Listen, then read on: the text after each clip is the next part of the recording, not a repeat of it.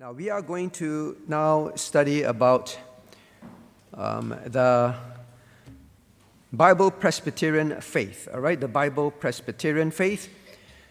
Now we are a Bible-Presbyterian church.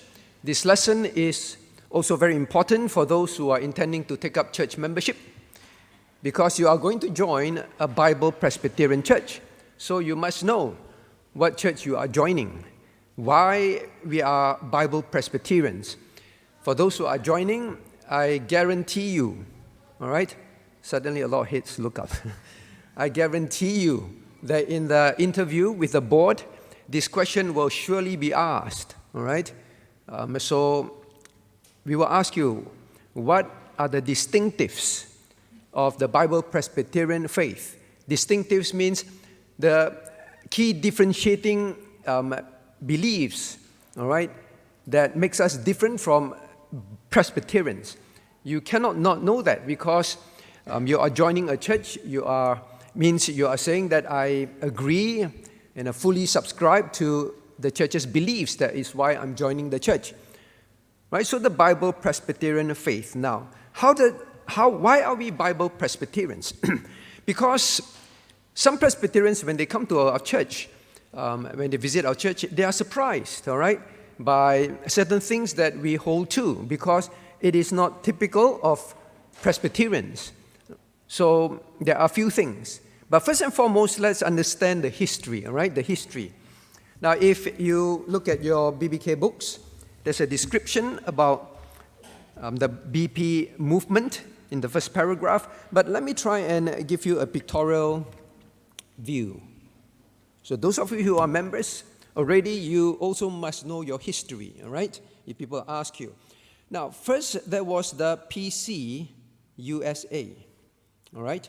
PCUSA stands for the Presbyterian Church of United States of Australia, United States of America, right? That was the first body form, all right? That was formed in 1783, all right, thereabout 1783. So there was always the Presbyterian Church. Last week we studied. There was the New Testament Church, correct? The New Testament Church. Is the picture still here? Oh, no more. The New Testament Church. Then the Roman Catholic Church corrupted the New Testament Church. And then along the way in the 1500s, there was the Reformation. So the church reformed the church back to what the New Testament Church was. And that is the Presbyterian system, the elders system. We learned that. Maybe I make sure that you understand this, all right? So there was the New Testament Church. The New Testament Church. Then the Roman Catholic Church corrupted the New Testament Church. Then there's the Reformation. The Reformation brought the church back to the New Testament Church. And it has to be called something. This is Roman Catholic. So what do we call? So they were the Reformed Church. Then Reformed Church is really the Presbyterian system, as we saw in the New Testament, the ruling of elders. And then after that, all right, after that, it is then when the Baptist system was formed. So it's after the Presbyterian system and so on, all right? So now then we have in 1783, the PCUSA, a body was formed, an official body, the Presbyterian Church body. But then in 1936, there was a split from the Presbyterian USA. Why? Because look at your BBK books, all right?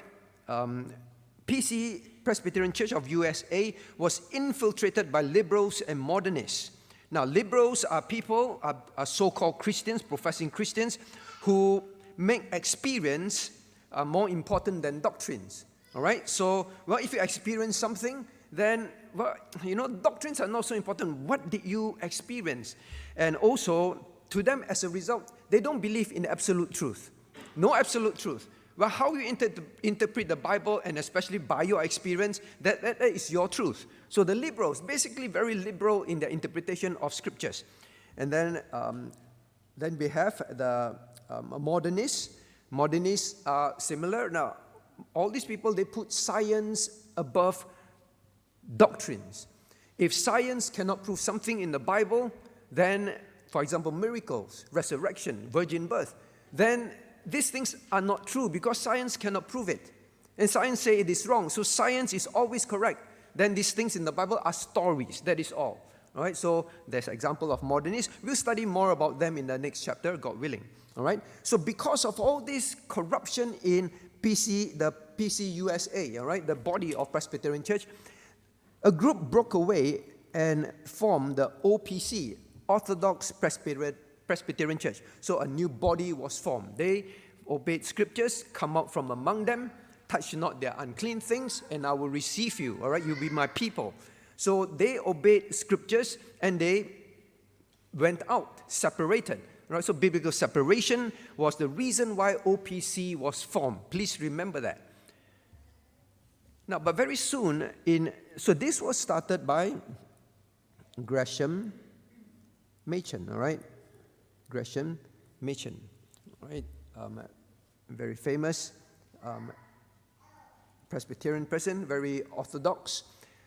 Now, but very soon in 1937, there was a split from OPC, a group split from OPC. It was led by Carl McIntire. Carl McIntire, all right, led by Carl McIntire. Now, and he formed what is the movement is Bible-Presbyterian movement, all right, the Bible-Presbyterian Church. So that is our roots. Now, why did Carl McIntire break away from OPC? Now, there are three, all right, three key reasons, and this is where the distinctives come in. Look at your BBK books, all right? Now, OPC, they support only missionaries who are Presbyterians. Now, Carl McIntire did not agree. He felt that we should support all missionaries as long as they are fundamentalists, right? God's money can be used to support any work. OPC says only Presbyterian missionaries will be supported. Now, what are the fundamentals of the faith? You must know. Well, as long as they believe in the deity of Christ, the virgin birth of Christ, the bodily resurrection of Christ, the blood atonement of Christ, and the infallibility of scriptures. These are the key fundamental things that the Christians were fighting back then. So please know, it's at that time what they were fighting for as fundamentals. You cannot compromise on this. They say if groups adhere to this, then there is no reason why we cannot support them. Now, please also understand this. People can say that they believe in all this. All the website shows, many churches show this website. But there's what they say and what they put up must be tested with what they practice. All right, what they practice. So they are not saying that as long as they state that we will support. The test was whether they themselves practice biblical separation. Means they say we believe in this, but we support and we work with modernists, with liberals. Then you cannot say that you believe in the deity of Christ. All right? So when we, for example, today, when we support a mission work that is a non-Presbyterian mission work, non-Bible Presbyterian work, we don't just look at, well, you believe in the fundamental of the faith and we support you. That was not their attitude. Do they really practice biblical separation? Because that is the test of your beliefs. So that's the first thing we must realize. So don't say that, oh, then let's go support anybody who say that they are fundamentalists. They must be tested. So that's the first thing. Now, the second thing about this first distinctive is also this. They are not saying that we will go out and support any fundamentalist as priority. What they simply meant was, yes, of course, we are Presbyterian churches. Our priority is to support the Presbyterian churches missionary, all right?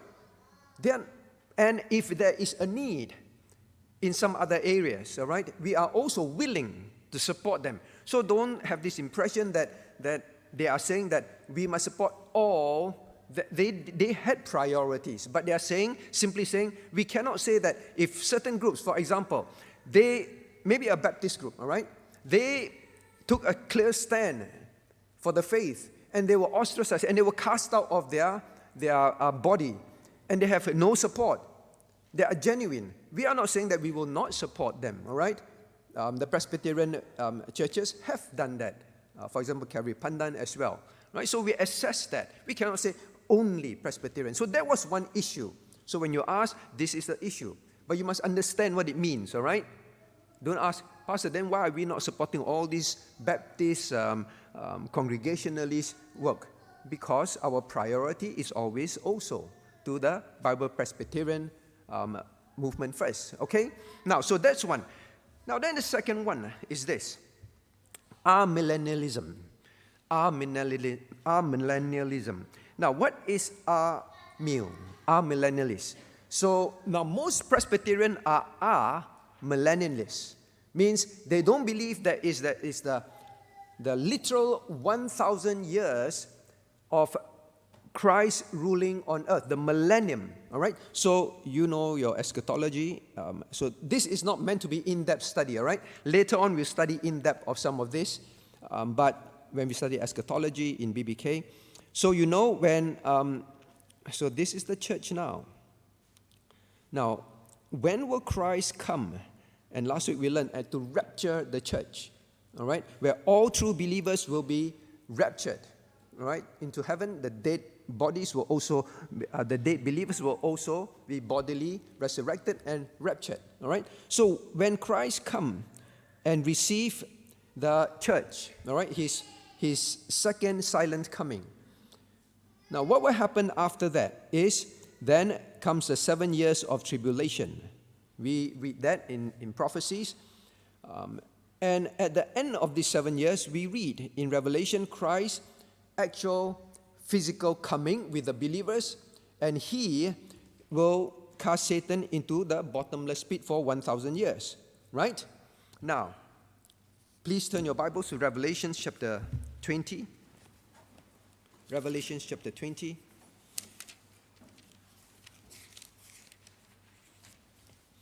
So I'm just giving you a brief understanding, all right? Revelation chapter 20.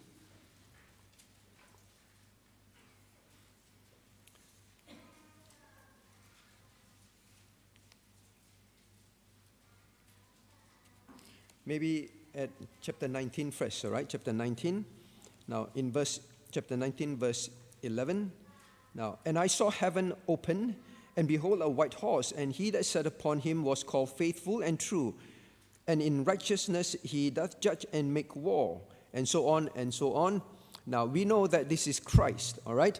Verse 16, and he hath on his vesture, on his thigh, a name written, King of Kings and Lord of Lords. So this is the coming of Christ. Heaven open, coming of Christ. This is the visible second coming. Now then judgment will begin on earth. Now then in chapter 20, it says, and I saw an angel come down from heaven, having a key of the bottomless pit, and a great chain in his hand, and he laid hold on the dragon, the old serpent, which is the devil, and Satan, and bound him 1,000 years, and cast him into the bottomless pit, and shut him up, and set seal upon him, that he should not deceive the nation, that he should deceive the nations no more, till the 1,000 years should be fulfilled. And after that, he must be loosed for a season. So look up here. Scriptures is clear. In that second coming, Satan will be bound in the bottomless pit for 1,000 years. And he will not be let out. Look, it says, he will not be let out. And after the 1,000 years, he must be loosed a little season. So after the 1,000 years, he will be let loose for a little season. So he will be allowed to come up. Okay, so scriptures is clear.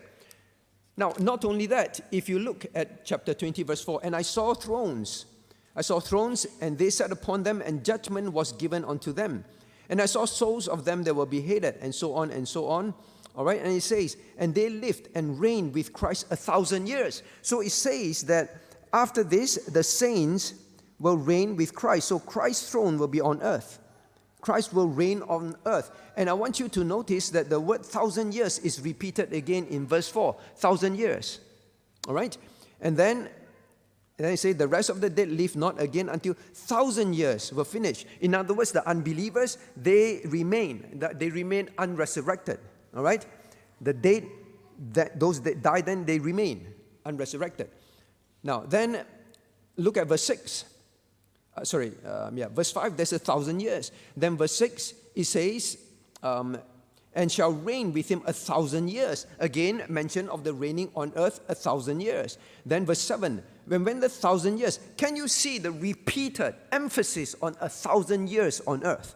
Verse 7, and when the 1,000 years are expired, Satan shall be loosed, as God said earlier on in verse 3, correct? 1,000 years, he'll be allowed to come up.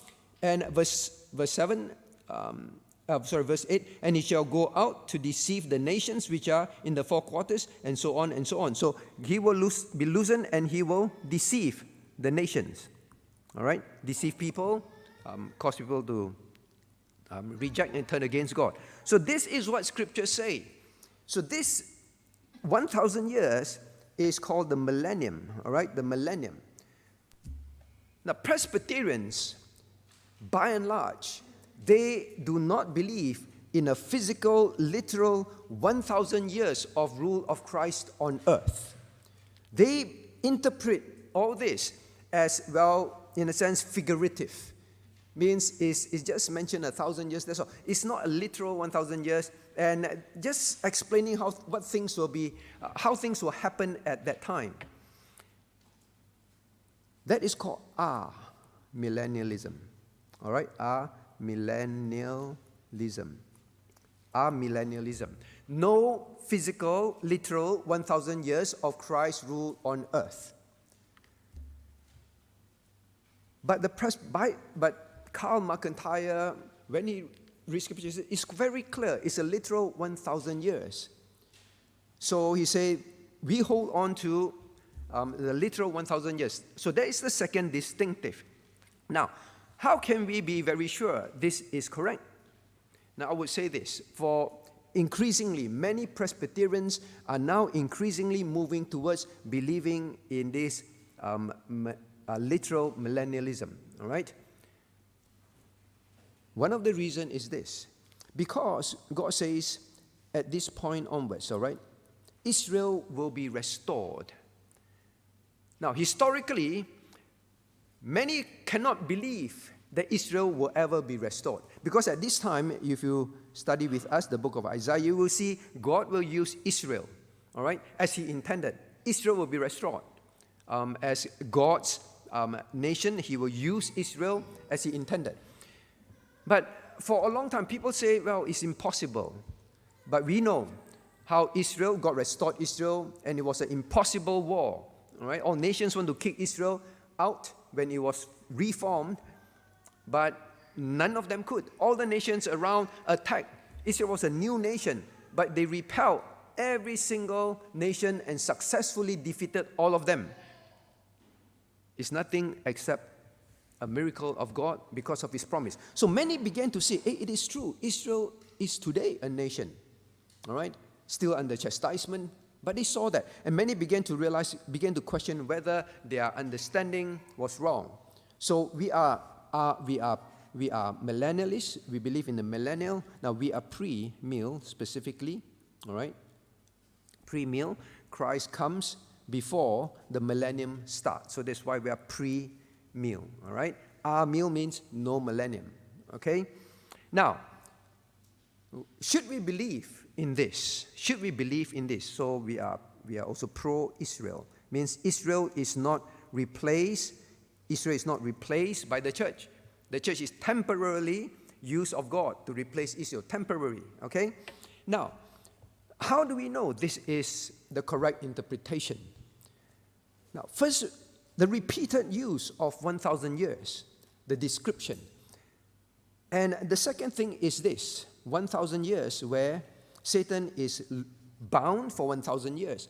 Now, our millennialists believe that this is the millennium. Means now, a description of all those things is what is happening now. We are in that figurative millennium. All right? Now, can it be true that we are in this figurative millennium, so to speak? There is no literal 1,000 years. It cannot be true. Now, because if you turn to, please turn to, let me see which is a good verse. 1 Peter, let's use 1 Peter. 1 Peter chapter 5.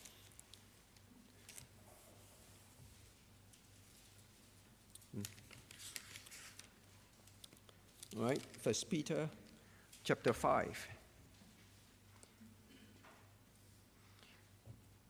Now let us read together verse 8, 1 Peter chapter 5, verse 8.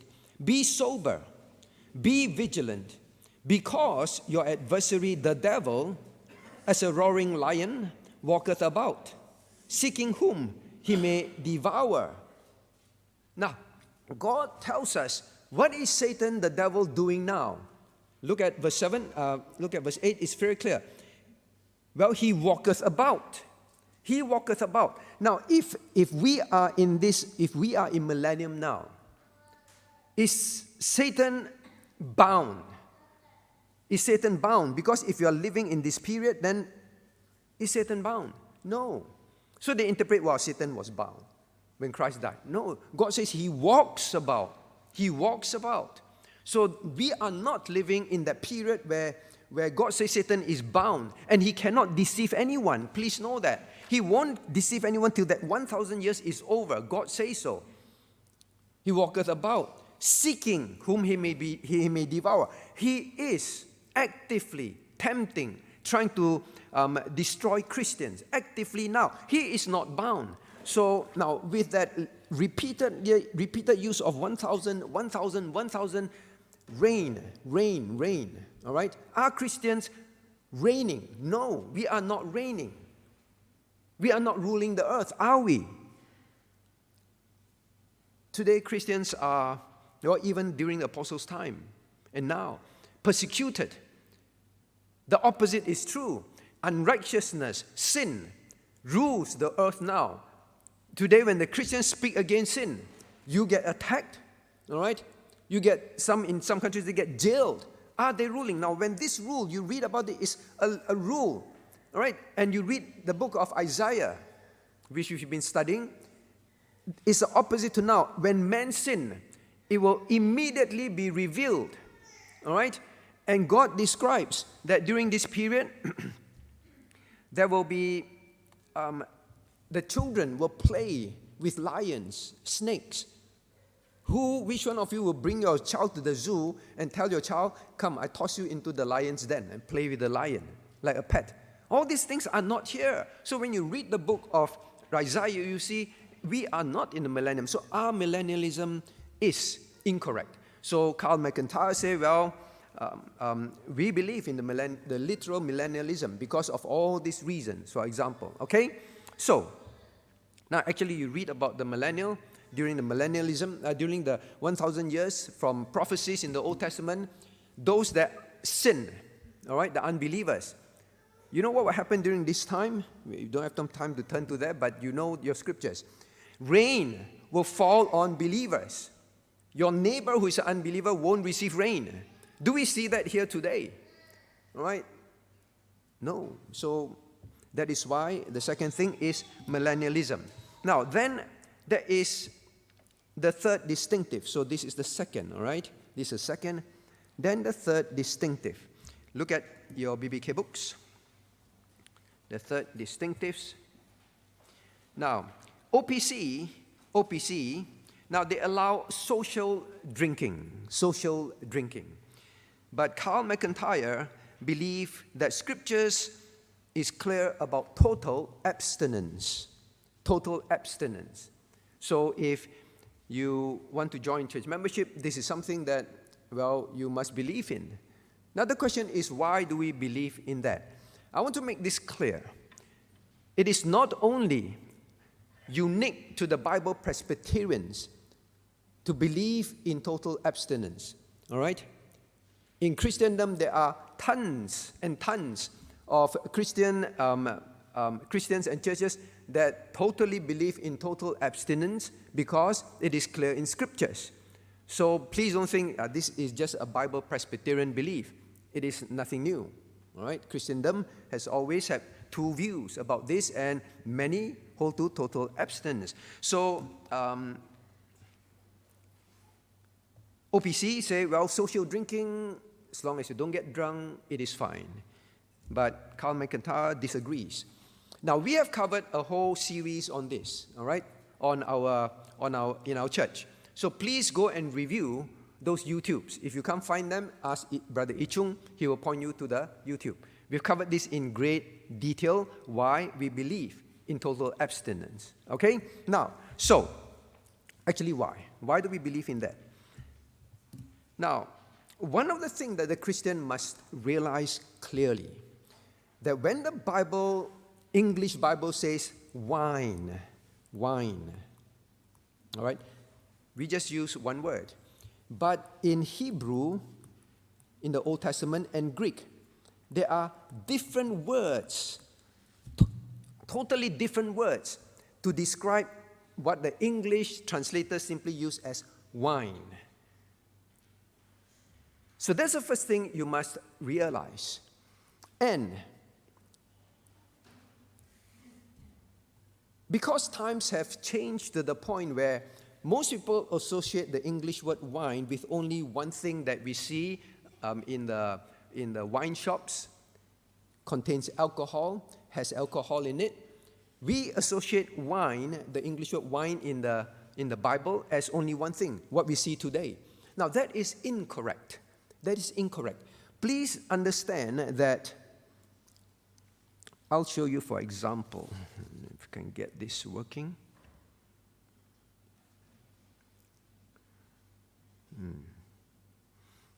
Now, the word wine in the Bible, maybe I'll just show you dictionary definition. Dictionary.com, all right? What is the definition of a wine? All right, wine, definition. Fermented juice of grapes made in many varieties, red wine, and so on, so on. So it can be fermented. In other words, there is alcoholic. There's alcohol in this drink, this beverage. So that is wine. But please also know that it is also defined as the juice, fermented or unfermented, of various fruits or plants used as a beverage or sauce. So please understand that the English word wine has the meaning of unfermented, means non-alcoholic juice, fruit juice as well. That is the English word. But today it is so common, so most dictionary, they do not even talk about this anymore. But some, they still do that. They still do that. It's just like today when some words have become so common and mainly associated with one thing. They will just define it as that. No point defining what the wine means in 1600, 1700. People are not interested. All right? But when the word wine was in the English word, it meant both kinds of drinks. So some trace dictionary definition. In the 1700s, it is described as grape juice as well, like here. 1800, is still described as non-fermented grape juice, all right? Expressed juice. Now, it's only in the recent times where they say no point mentioning this anymore. Now, one of the key reasons is this. You know, when you run a wine business, the government tax on wine is very different. And the government define what is wine. So the moment you are selling the wine today, there is a certain tax that you have to pay, okay? So now basically the term wine means to most people just one thing. So let me come back to this drawing. Just like in the Bible.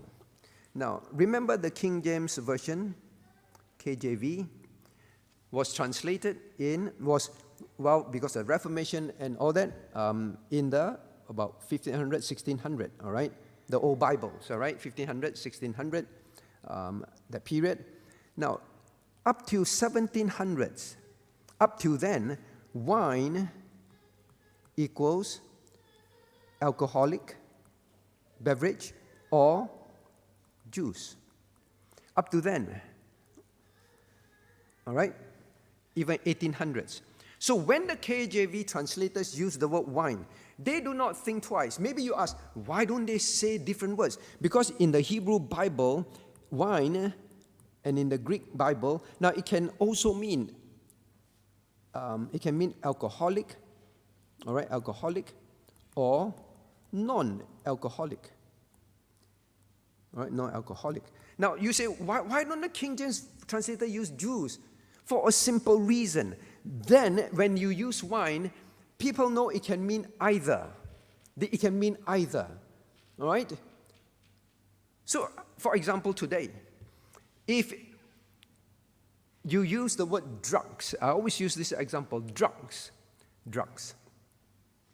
Now, you know that today, by definition, drug can be medicinal, pills, or liquid that you take, drugs. Go to the drug store. Then drugs can also mean contraband. All right, contraband kind of drugs. All right, whatever contraband drugs you have. All right. So when you use that, you know the same English word can mean two things, but you don't hesitate to use "I'm going to the drug store." All right. The doctors don't hesitate to say, you need to take some drugs, all right? You see the forms, drugs, written there on your medical form, for example. Why? Because it is understood. The context will tell you what it is. Because people know the context will tell you it is contraband or medical, they don't have to hesitate to use the word drugs. So back then, when they translated and used the word wine, they don't have to hesitate because context will tell you which kind of wine the Bible is referring to. What do I mean by context? For example, when you read the Bible, some parts of the Bible say, do not even look at the wine when it is turning color, all right? Proverbs 23. Don't even look at it. Now, what does it mean? Turning color means it's fermenting, it's moving, all right? The bubbling is occurring. Now, actually, let's turn to Proverbs 23:31. Proverbs 23:31.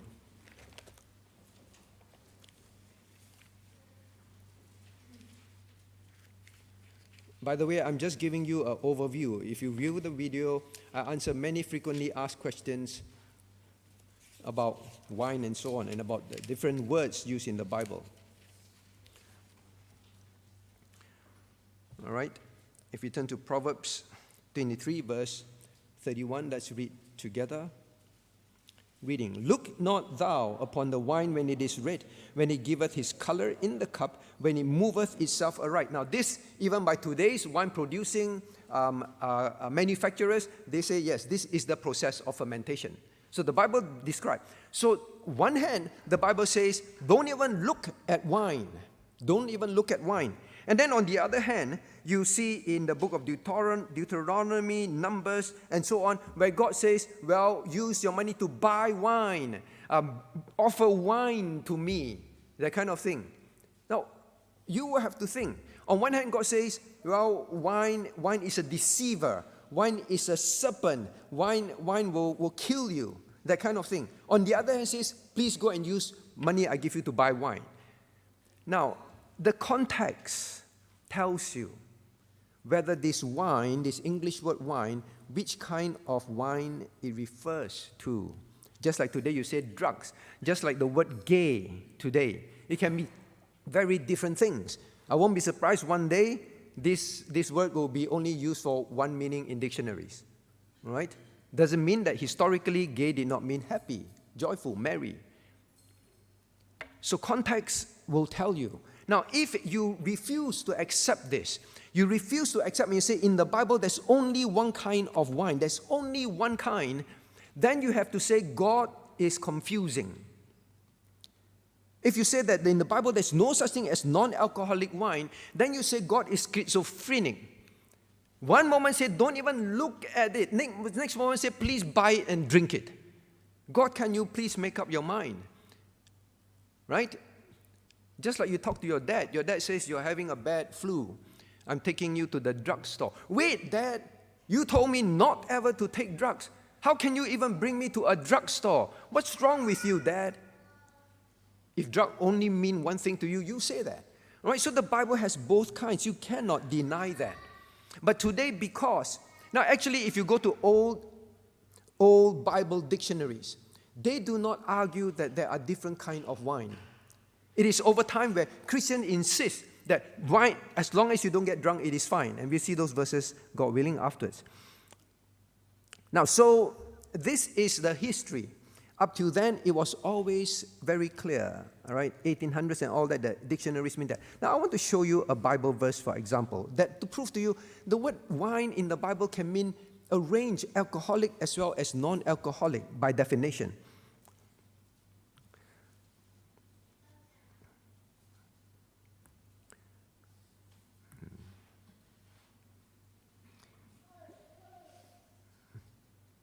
So I've shown you the English dictionary. Now, in Acts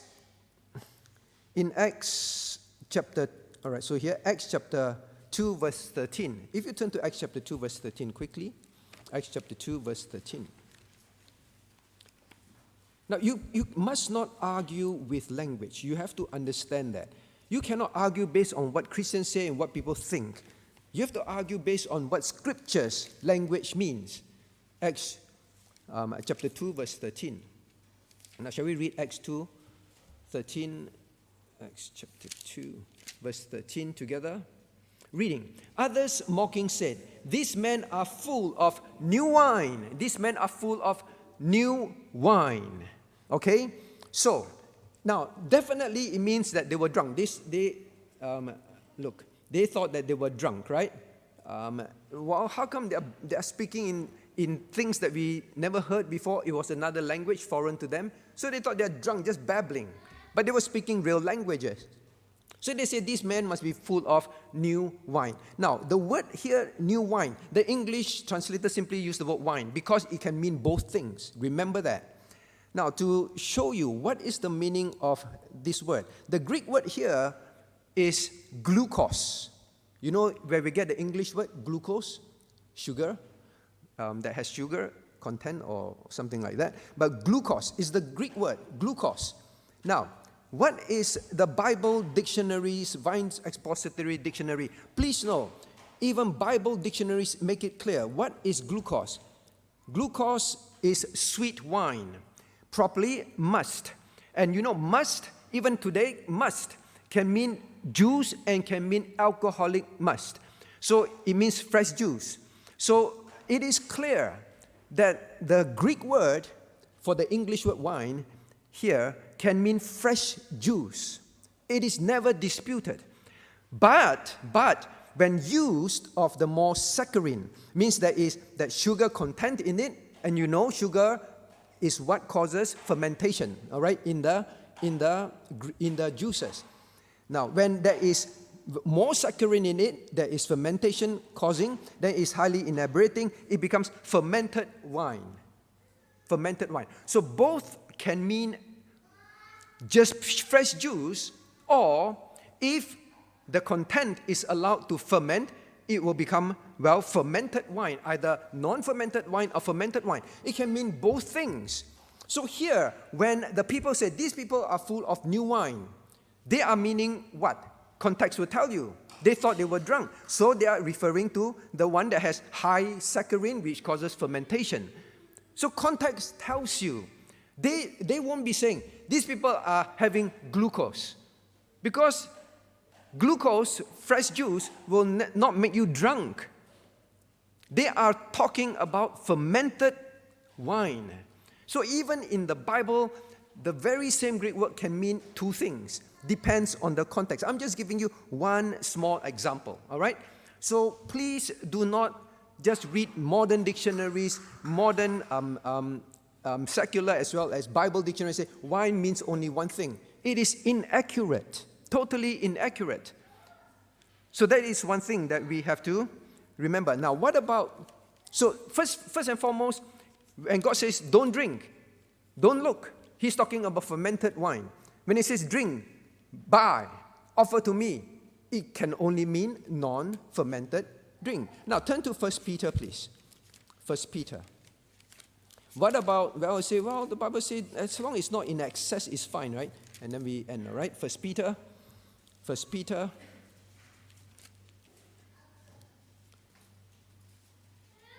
All right? Now, let's read verse 3 and 4 together. For the time past, our life, 1 Peter chapter 4, verse 3. For the time past of our life may suffice us to have wrought the will of the Gentiles, when we walked in lasciviousness, lust, excess of wine, revelings, banquetings, and abominable idolatries. Therefore, they think it strange that you run not with them to the excess of riot, speaking evil of you. So they say, look, the Bible says, as long as it is not excess, it's okay. Now, excess of wine is only one Greek word, all right, made out of the word wine, and the other part of the word, it means bubbling with, all right, bubbling with. Now, the Christian, if you interpret scriptures as only excess is a problem, then please look at verse 4. Then only abominable idolatries is a problem. Idolatries is no problem, only if it's abominable. Right? Then you have to interpret the scriptures like that. Bible says all idolatries are sin. Then you have to interpret, look at verse 4. You run not with them to the same excess of riot. Now, this excess is really too much. Excess of riot. Then you have to say that I can riot. I can live a riot life. As long as it is not excess. Would you interpret scriptures like that? If you want to interpret that excess of wine means you don't drink too much is fine, then you say don't have too much idolatry is fine. The good kind of idolatry, the non-abominable kind is fine. You can go and riot as long as it's not very bad kind of riot, it is fine. Then you have to interpret scriptures like that. Now, what is Peter saying here? He is simply saying that wine is basically bad. Idolatry is basically abominable. Riot is basically excess, the wrong kind, the unsafe behaviors of the unsaved. That is all. All right, so the adjective there is added there to describe these things are what sinners have in their life, not too much or too little. Too much idolatry, too little idolatry, fine. Too much rioting, not good. A little bit of rioting, okay. It's a description, adjectival description of what sinners, the unsaved, your old lifestyle was.